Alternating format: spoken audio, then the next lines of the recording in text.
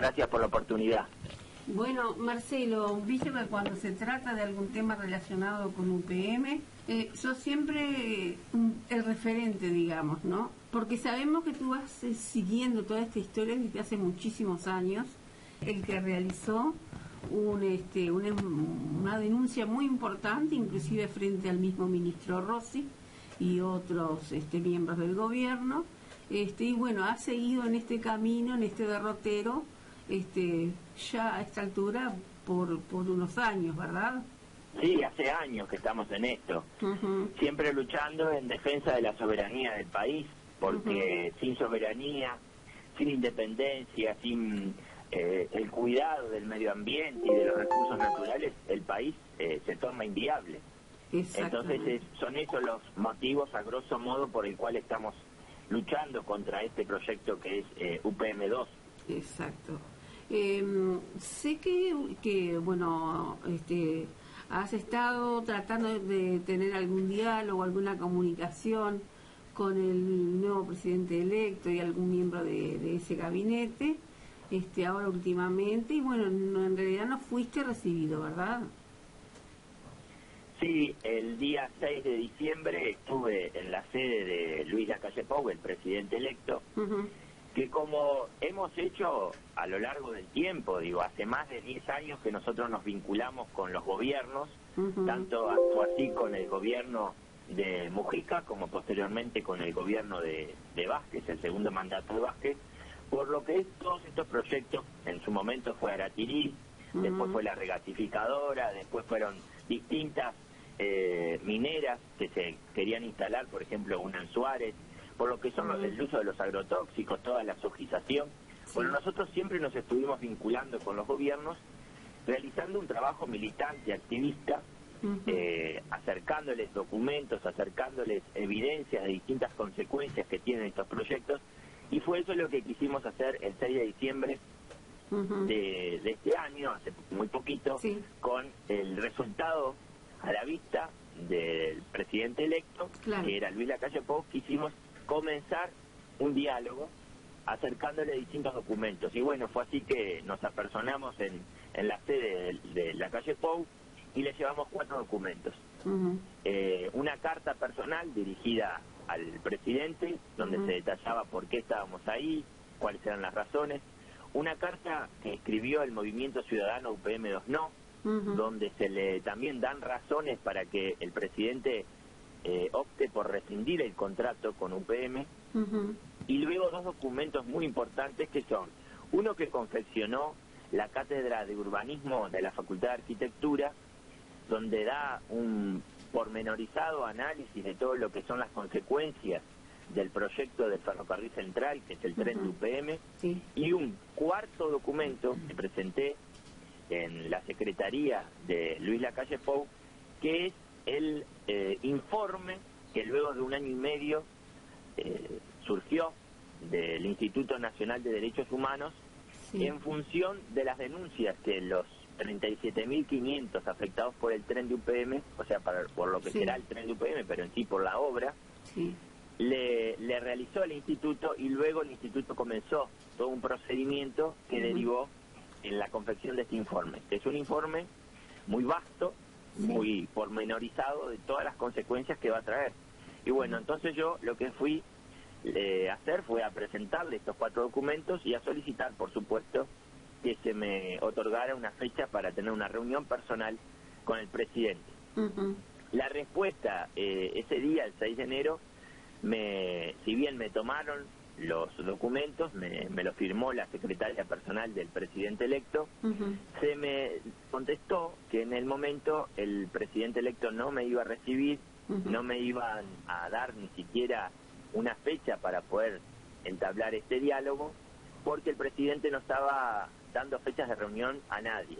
Bueno, esto se contradice un poco con lo que hemos estado viendo en televisión, que ha estado en permanente contacto con distintos actores, entre ellos nada menos que el día 5 de diciembre, es decir, un día antes de que yo fuera a la sede, estuvo reunido con autoridades, con el CEO de UPM y con la autoridad dentro de lo que es el Uruguay, de la empresa UPM, el señor ingeniero agrónomo Solari, que son las autoridades de UPM. Entonces no son autoridades ni del gobierno actual, por lo que se podría explicar que en medio de una transición se tengan que reunir, ni tampoco eran posibles candidatos a integrar el gabinete, que bueno, serían reuniones que se explican por fuera de esta exclusión que era el motivo de no poder reunirse, sino que han habido reuniones de otro tenor que no tienen que ver ni con la conformación del gabinete ni con la transición, pero bueno, en el caso personal a nosotros nos rechazaron la solicitud de tener una entrevista. Exacto. Te iba a hacer una consulta. Ya, bueno, igualmente pienso que no solamente tú, algunas personas más, seguramente unas cuantas, irán justamente a intentar que esa reunión se realice, ¿verdad? Porque hay muchos temas para conversar.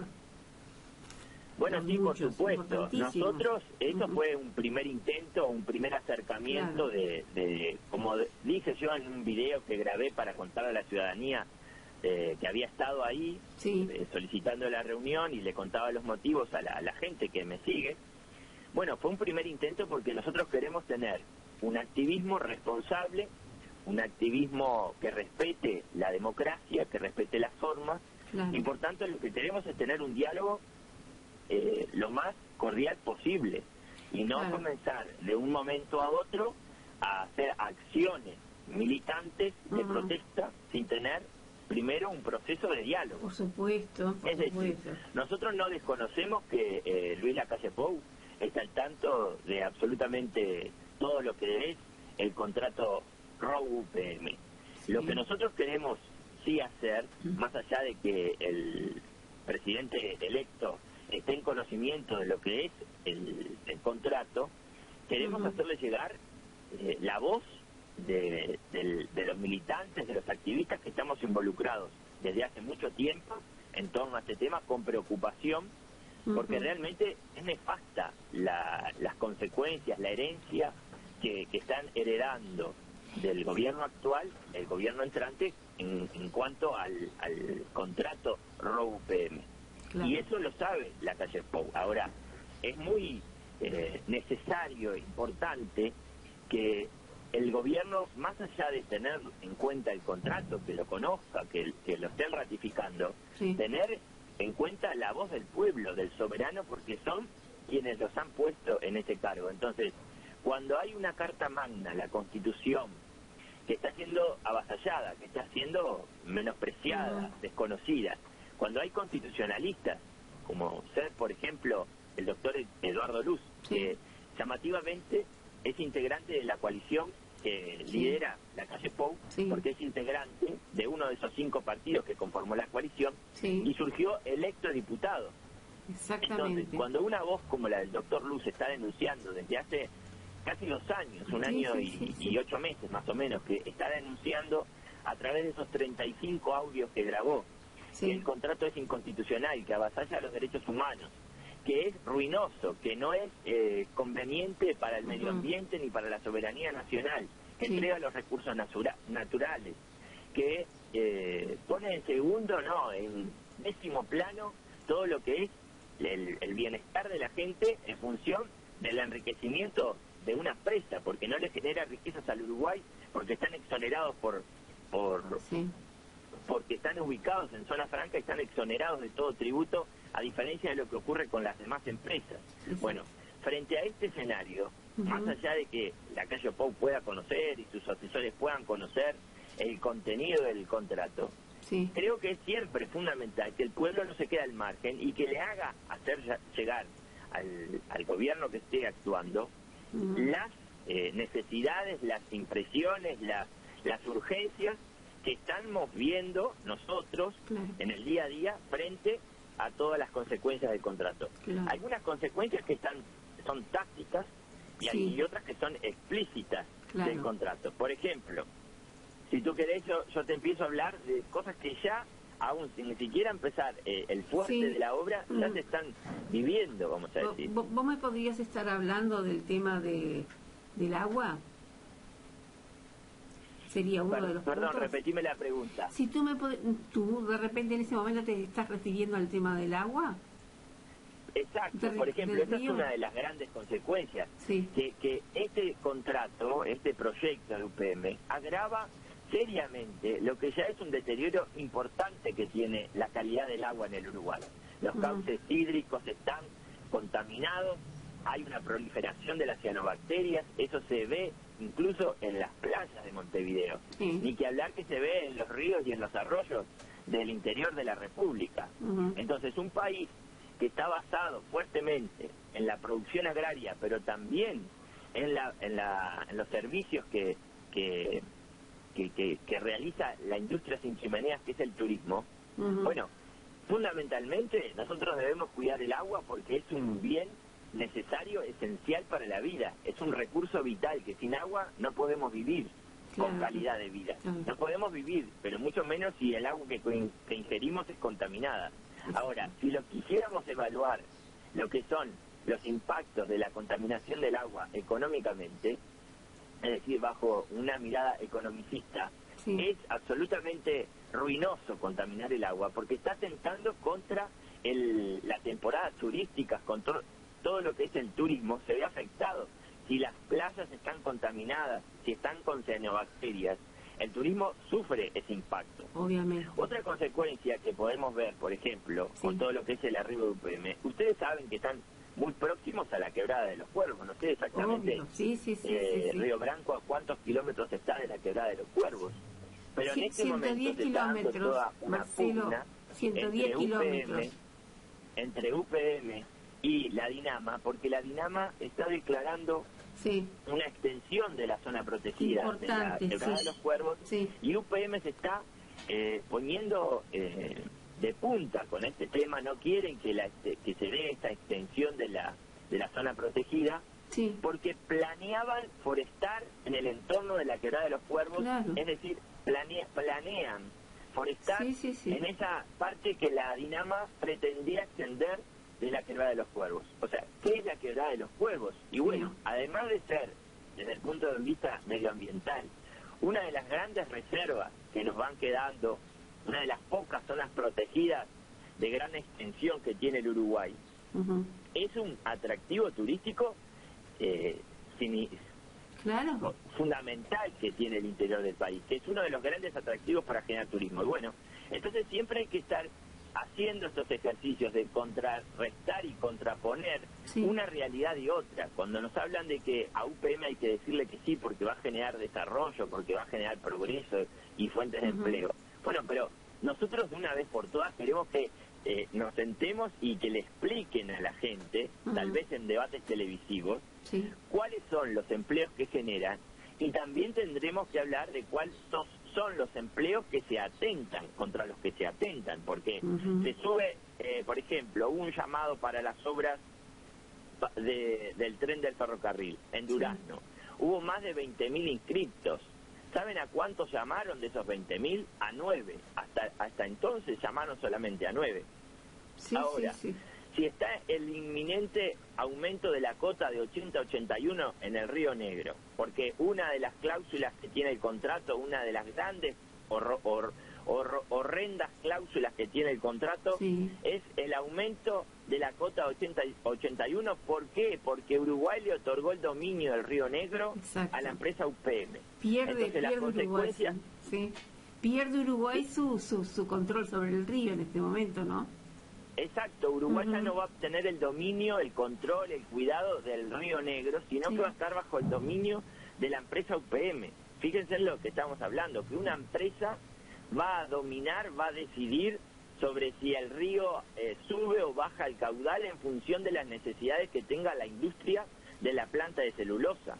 Entonces, una consecuencia real y palpable, ustedes lo pueden chequear, cualquiera de los oyentes, es que en este momento se están procediendo a la expulsión de 10 familias que viven en la zona de abnegación, es decir, que va a haber 10.000 hectáreas abnegadas en función de ese aumento del nivel del Río Negro. ¿Por qué? Porque UTE tiene que realizar obras que tiene que ver con esto del aumento del caudal del río y a su vez de toda la red de electrificación para que UPM nos pueda vender también obligatoriamente. Nosotros tenemos que comprarle el excedente de energía de UPM y nosotros tenemos que costear esa obra de red de electrificación. Claro. Ustedes dirán, bueno, no pasa nada, es una obra necesaria. Bueno, pero la costea Uruguay para beneficio de UPM, no es para beneficio del Uruguay. Exacto. Uruguay tiene que comprarle obligatoriamente una energía que no necesita, a un costo también por contrato que no se puede renegociar y que nos va a suponer a los uruguayos por año entre 40 y 50 millones de dólares el pago de esa energía durante 50 años. Esto está estipulado por contrato y el contrato tiene una caracterización que es que no se puede modificar, no hay forma de modificarlo. De momento de ser aceptado, no se puede en un año que haya un excedente, supongamos que porque por la producción hidroeléctrica de energía nosotros no tuviéramos necesidad de comprarle UPM. Bueno, de todas formas va a haber que comprarles porque estamos obligados por contrato. ¿Se entiende lo que estoy hablando? Entonces, saquen las cuentas solamente lo que nos va a suponer tener que obligatoriamente comprarle la energía a UPM, que es entre 40 y 50 millones por año durante 50 años. Claro. Además, la planta esta de procesamiento de la energía nos va a costar a cuenta nuestra, es decir, del pueblo uruguayo, 250 millones de dólares. Y a su vez, existe algo que se llama el Fondo de Reconversión Energética, que estaba dentro de la órbita de la UTE, que fue algo que se creó para que cuando hubiera emergencias de corte energético, se pusiera en marcha ese recurso, que fue generado con el aporte de los uruguayos, con las tarifas. Bueno, se acumularon 300 millones de dólares. Bueno, también este contrato supone que esos 300 millones de dólares se van a estar volcando, no para esa emergencia energética que pudiera sufrir Uruguay, sino que se van a volcar para construir el tren de UPM. Parte del presupuesto para construir el tren de UPM sale de este Fondo de Reconversión Energética. Ajá. La verdad que es muy fuerte todo eso, pregunta. ¿verdad? No, lo que te quería consultar es lo siguiente. Yo más o menos he estado leyendo, después igual podemos volver, todos esos ítems que hay dentro de los contratos y en fin, que realmente asustan, ¿no? Ahora, yo te voy a decir, dentro del Parlamento, con el doctor Luz, y también se cuenta con el apoyo del diputado Vega.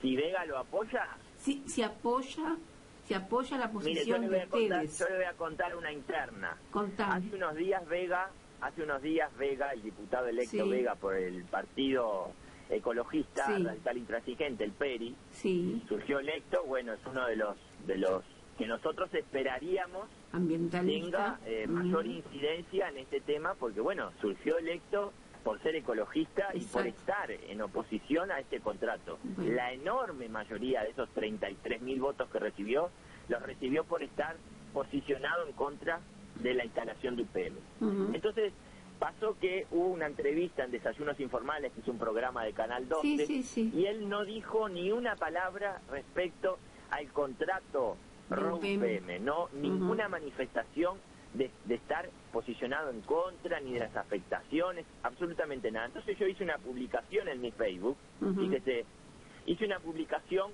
y lo que subrayaba era cómo era posible que el único, porque es el único diputado electo ecologista, no hablara del proyecto que tiene mayor envergadura y daño medioambiental en las vísperas de todo este proceso que se viene de acá en adelante. Es el contrato, es el proyecto con UPM. Entonces, posteriormente dije, yo no me puedo quedar con esta duda. Agarré y lo llamé, hablé con Vega, y Vega me dijo que él estaba centrado en el proyecto de ley que va a presentar en cuanto a la prohibición de los agrotóxicos. Y entonces yo le dije, bueno, Vega, sí, eso está muy bien, pero usted no puede abandonar el tema que le dio lugar a la existencia de su partido, porque él surge en oposición a la primer planta de UPM, a lo que era Botnia.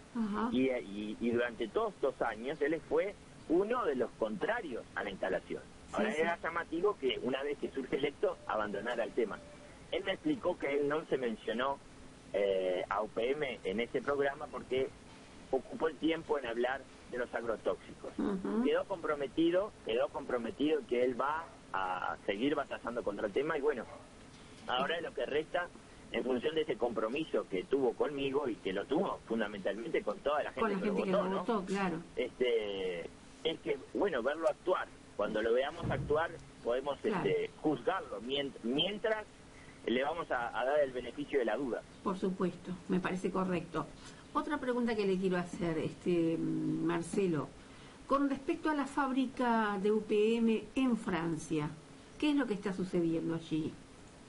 Bueno, la planta de UPM en Francia están cerrando en este momento, están en un proceso de cierre y están en un proceso también de conflictos con lo que son los obreros de la planta, los funcionarios de la planta. Y yo hace unos días compartí esa información porque tanto que se habla aquí en Uruguay de progreso, de desarrollo, de que van a estar garantizados los derechos laborales de las personas, de que se crean fuentes de empleo, nosotros creemos que era fundamental ver cómo se maneja la empresa UPM en las otras partes donde se está desarrollando como empresa. Y bueno, hay violación a los derechos laborales de los que son hasta entonces funcionarios, hay un vaciamiento de las empresas, hay un boicot autopatronal, es decir, asimismo están boicoteando a la empresa para que la empresa puedan cerrar y que los funcionarios que tenían la idea de poder autogestionar la empresa, es decir, que se fuera a UPM si es que quería abandonar el emprendimiento, pero que prosiguiera en manos de los funcionarios. Bueno, hay todo como un boicot de parte de la empresa UPM para que el proyecto se caiga y no pueda ni siquiera ser continuado por los propios empleados. Entonces, bueno, ahí vemos cómo toman, cuando ellos quieren dar un paso, dejan de tener esas políticas diplomáticas y de respeto a los derechos laborales y actúan con arbitrariedad y bueno, un cinismo total. Si contraponemos lo que hacen en Francia en este momento, que pretenden virar todas sus inversiones a Uruguay. ¿Por qué? Porque los costos de transacción en Uruguay son de cero, es decir, este país se está comportando como si fuese una colonia de UPM, no hay ni carga impositiva, no hay costos de transacción, todos los costos que tendría una empresa en cualquier parte del mundo para hacer el traslado de sus mercancías, las paga el Uruguay, porque les quiero comunicar que construirle la infraestructura de lo que es el tren de UPM, de lo que son las rutas conexas al tren, para que arribe la materia prima a procesar, y también a las rutas conexas a lo que son la planta, y lo que son las rutas conexas al arribo del puerto, porque el viaducto también lo paga Uruguay.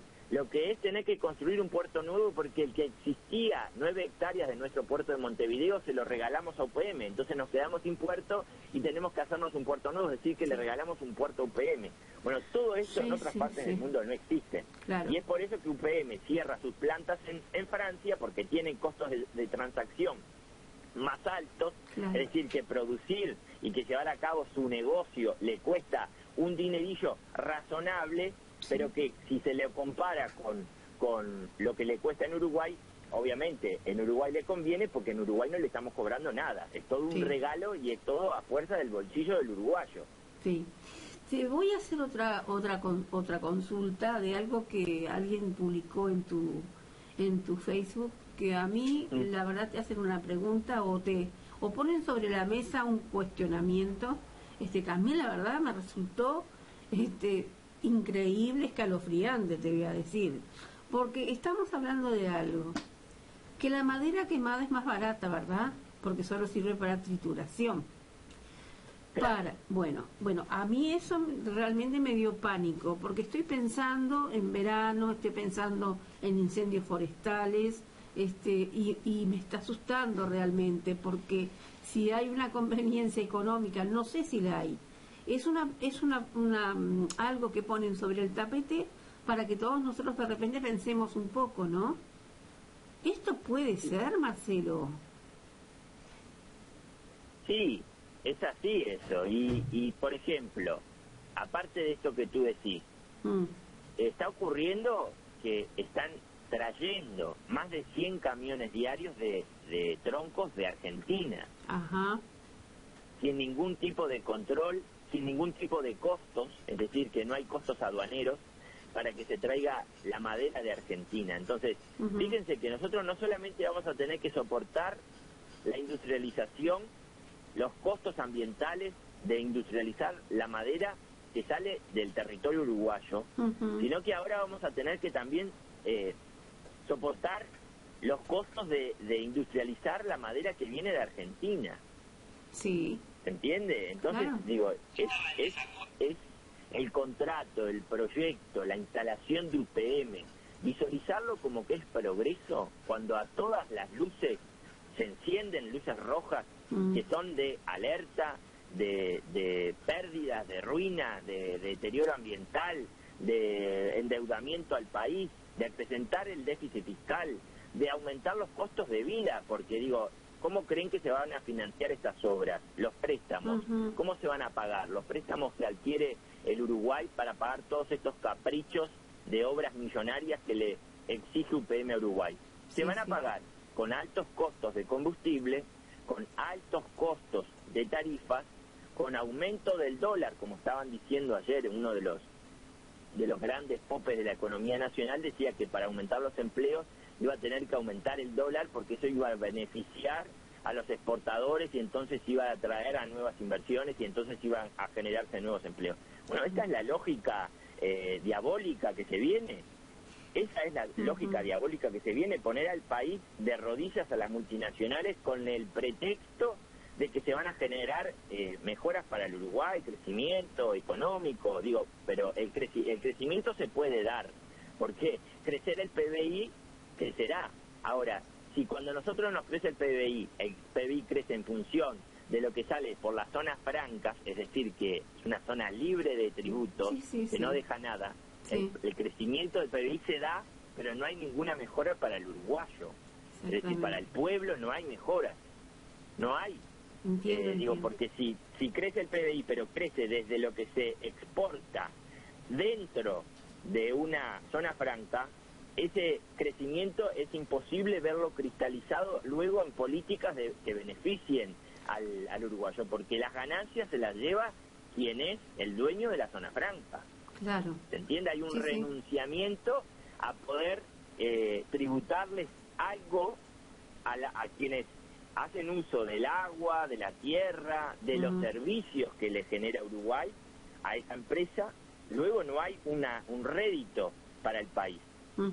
Yo quería referirme, si tú me permitís, en que la gente pueda razonar esto. Nosotros tenemos los troncos que se fueron sembrando a lo largo del tiempo, a lo largo de décadas, gracias al aporte de los uruguayos. Porque no sé si ustedes saben que la ley forestal de 1987 tenía dentro de su descripción, dentro de su desarrollo, que el 50% de los árboles que se forestaran iban a ser subvencionados por el Estado.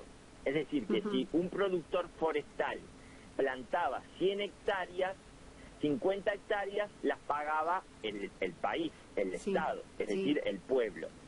Entonces, razonan lo siguiente: Uruguay ya tiene sembradas las hectáreas forestadas que necesita UPM, que necesita Montes del Plata, las distintas plantas que hay en el Uruguay, pero ahora que sería el momento de poder retribuirle al uruguayo del esfuerzo económico que hicieron para pagar el 50% de esa siembra, ahora hay una modificación dentro de la política que es el renunciamiento a esos beneficios, otorgándoles más beneficios a quienes lucrarían en este sentido. Ya no hay aquel arreglo institucional de los comienzos de la ley de 1987, sino que con los consecutivos gobiernos que sucedieron posteriores, el problema se fue agravando aún más.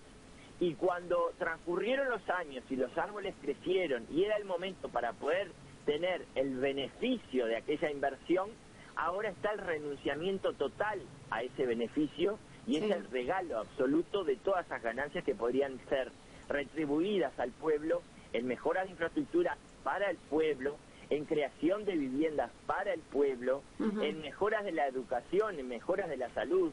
Bueno, todo eso que podía ser un presupuesto gigante para que se pudiera transformar al país tercermundista que es Uruguay en un gran país, bueno, estamos por decisión política de los gobernantes renunciando a eso.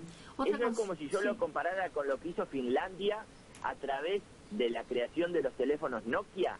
Ellos se pararon en esa plataforma que era la creación de los teléfonos Nokia y a partir de ahí dieron vuelta la historia y empezaron a servirse de esas ganancias para invertirlas en educación y transformar la sociedad.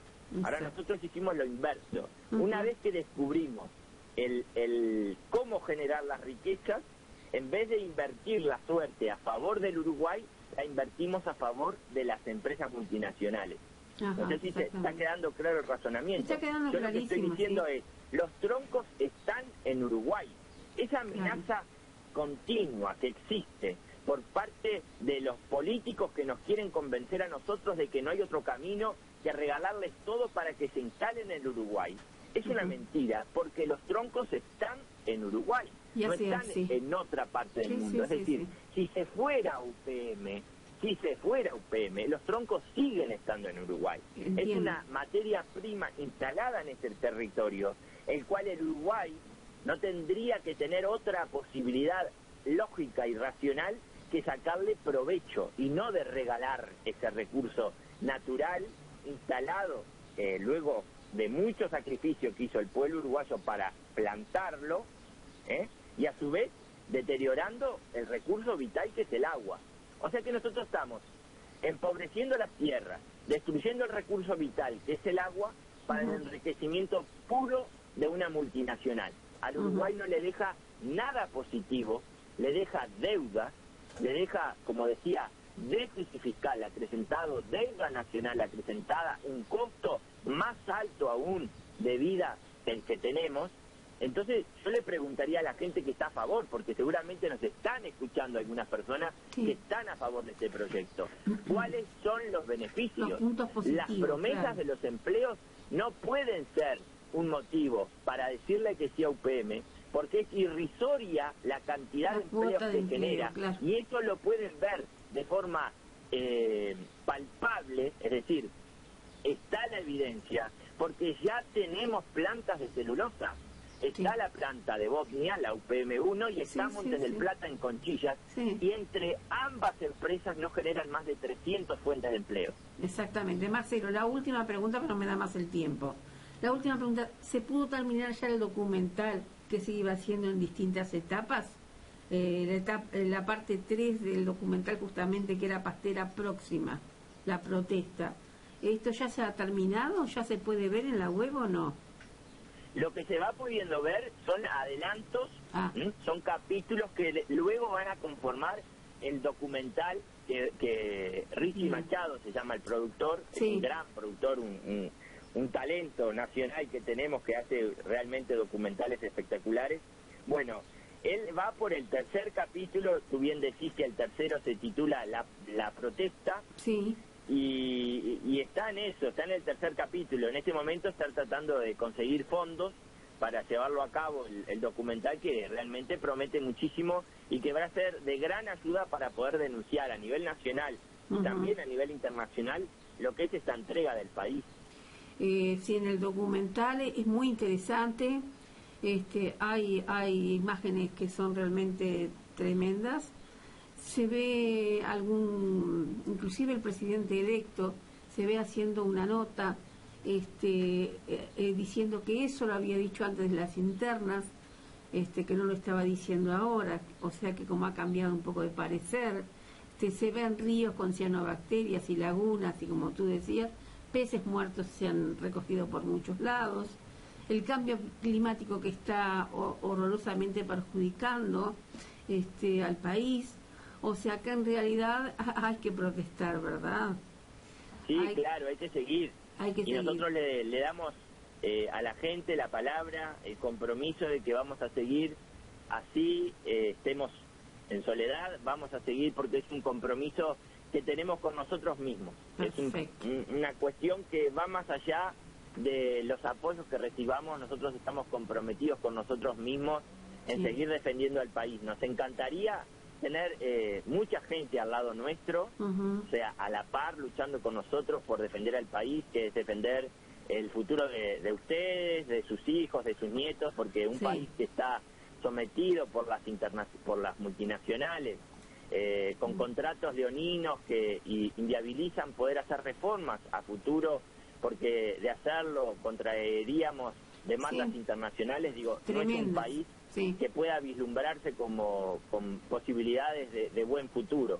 Entonces yo creo que cada uruguayo tendría que tomar conciencia, pensar si más allá del bolsillo, de la economía, de una cuestión transitoria de empleo para generar un tren o para generar un puerto, que son obras para beneficio de una multinacional, digo, todo lo que viene después de esas obras es pérdida, va a haber que afrontar la deuda, va a haber que enfrentar la contaminación. No es fácil enfrentar la contaminación del agua, estamos hablando del recurso vital. Entonces yo les diría que se pongan a pensar un poco más en lo que va a ser el futuro del Uruguay, en lo que va a ser las futuras generaciones, sus propios hijos, sus propios nietos, y que tomen conciencia y tomen partido a favor de nuestra lucha, que es a favor de ustedes también y del país. Muy bien. Marcelo, te agradezco muchísimo estos minutos de reflexión junto a nosotros, junto a los oyentes.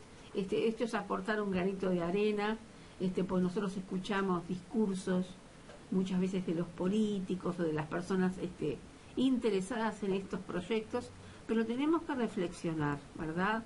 Y justamente la invitación a ti hoy a escucharte, y en otras oportunidades también lo haremos, es la posibilidad de reflexionar sobre la otra cara del contrato, ¿verdad? La otra cara de Uruguay y el contrato. ¿Qué pasa, verdad?